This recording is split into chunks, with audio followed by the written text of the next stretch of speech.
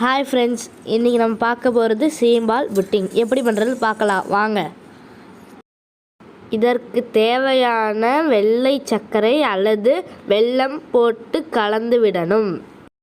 சர்க்கரையோ அல்லது வெல்லமோ நல்லா கரைந்ததுக்கு அப்புறம் அடுத்து இட்லி பானையிலையோ இல்லைன்னா குக்கர்லேயோ வைத்து வேக விடணும்.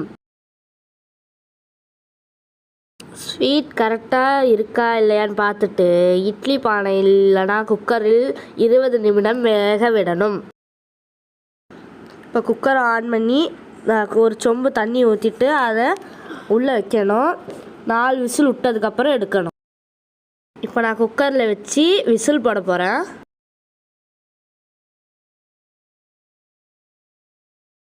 இப்போ ஸ்டவ் ஆஃப் பண்ணியாச்சு. இப்போ எப்படி இருக்குதுன்னு பார்ப்போம் வாங்க.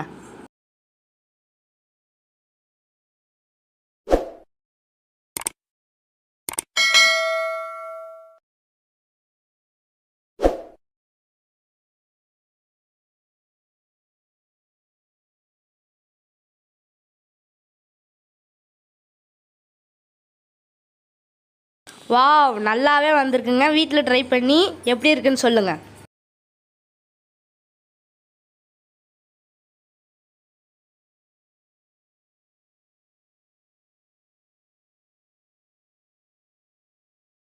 வாவ், சூப்பராக இருக்குங்க.